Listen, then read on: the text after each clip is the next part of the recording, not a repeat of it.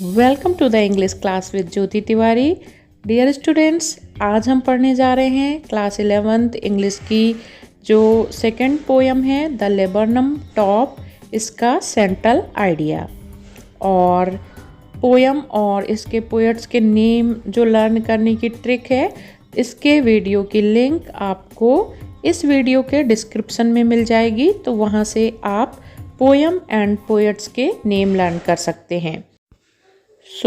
Video को start करने से पहले जान लेते हैं इस पोयम के बारे में और इसके पोएट के बारे में। लेबरनम एक ट्री होता है, तो आप याद रख सकते हैं कि ट्री से टैड, और ट्री कैसा होता है, ह्यूज, मतलब बहुत बड़ा। तो इसके जो पोएट हैं उनका भी नाम है टैड ह्यूज। तो ये तो पोएट की बात हुई। अब जान लेते हैं कुछ पोयम के बारे में। इस पोयम में पोएट ने दो चीज़ों को सिंबल के रूप में उपयोग किया है। एक है लेबरनम ट्री एंड दूसरा है गोल्ड फिंच बर्ड। तो इस पोयम में जो लेबरनम ट्री है वह हमारी लाइफ को रिप्रेजेंट करता है, कि जैसे हमारी लाइफ एक रूटीन में चलती रहती है, ट्रेडिशनल वे में हम अपना काम करते हैं, जागते हैं, फिर अपने काम में जाते हैं, फिर सो जाते हैं, मतलब एक क्रम चलता रहता है, एक नीरस क्रम लाइफ में चलता रहता है। और इसी पोयम में जो दूसरा सिंबल है वो है गोल्ड फिंच बर्ड, जो कि ऐसे पर्सन को रिप्रेजेंट करता है जिसके आने से हमारी लाइफ बेटर हो जाती है। तो जब लेबरनम ट्री में गोल्ड फिंच बर्ड आता है तो उसमें भी हलचल होती है, वो भी ब्लूम करने लगता है और उसमें भी एक ब्लूम आ जाता है, वो पेड़ और उसके जो फ्लावर होते हैं वो खिल जाते हैं। तो इस प्रकार से पोएट ने हमारी लाइफ में किसी भी पर्सन की या किसी ऐसी चीज़ की इम्पोर्टेंस बताई है जिसके आने से हमारी लाइफ चेंज हो जाती है। And now let's see the central idea of the poem. The poem The Laburnum Top is a beautiful poem in which the poet used the laburnum tree and goldfinch bird as a symbol of life and its fluctuations. The Laburnum Top कविता एक बहुत ही सुंदर कविता है जिसमें कवि ने laburnum tree और goldfinch पक्षी को जीवन और उसके उतार चढ़ाव के प्रतीक के रूप में इस्तेमाल किया है। फ्लक्चुएशन का मतलब होता है उतार चढ़ाव या फिर अस्थिरता। In this poem, the poet describes how the visit of goldfinch bird changes the laburnum tree and makes it come alive. At the chicks of the goldfinch start to Russell and चप on seeing her.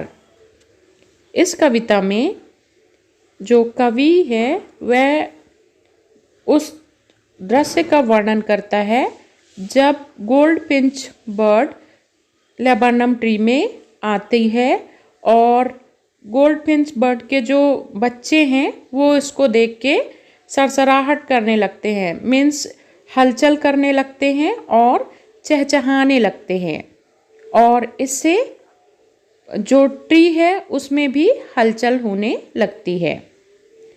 Once the goldfinch leave the tree it becomes quite and still again.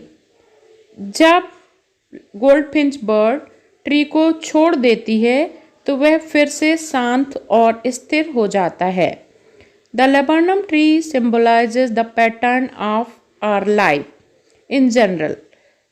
Laburnum tree हमारे जीवन का प्रतिनिधित्व करता है, जैसे हम एक पैटर्न में अपनी लाइफ को जीते हैं, which is usually dull and inanimate, जो कि प्रायः नीरस और निर्जीव होती है। The goldfinch breaks the usual patterns and makes it lively. Goldfinch bird laburnum tree के जो यूजुअल पैटर्न होता है, मीन्स वो बहुत शांत और स्थिर होता है, उसको तोड़ती है और उसे जीवंत बनाती है। Without the goldfinch the laburnum tree is just like another tree. Goldfinch bird के बिना लेबरनम ट्री एक सामान्य पेड़ की तरह ही होता है, लेकिन गोल्डफिंच बर्ड के आने से लेबरनम ट्री का जो पैटर्न होता है लाइफ का, वह चेंज हो जाता है। मतलब इसके पहले पेड़ एकदम स्थिर और शांत रहता है, लेकिन जैसे ही गोल्डफिंच बर्ड उसमें आती है, उस पे अपना नेस्ट बनाती है, उसके बच्चे वहाँ रहते हैं, तो जो ट्री होता है वह एक जीवंत हो जाता है और उसमें हलचल होने लगती है। इसी प्रकार मनुष्य का जीवन होता है, वह एक जनरल पैटर्न में, सामान्य पैटर्न में चलता है और धीरे धीरे नीरस होने लगता है। लेकिन कोई चीज़ या कोई व्यक्ति ऐसा होता है जिसके आने से मनुष्य अपने आप को जीवंत महसूस करने लगता है। In other word, it is the attitude of the person towards life that makes life meaningful and worth living. दूसरे शब्दों में हम कह सकते हैं कि यह जीवन के प्रति व्यक्ति का दृष्टिकोण है जो जीवन को सार्थक और जीने लायक बनाता है।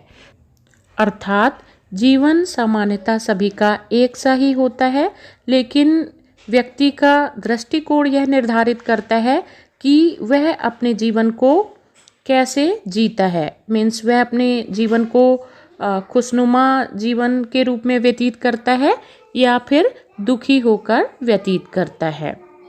तो बच्चों, यह था central idea laburnum top tree का, और यदि थीम या मैसेज आता है तो भी आप इसे लिख सकते हैं। और जिस टॉपिक पे आपको वीडियो चाहिए आप कमेंट्स बॉक्स में लिख के हमें ज़रूर बताएं। आप अपने एग्ज़ाम में सफलता हासिल करें। इन्हीं शुभकामनाओं के साथ जय हिंद।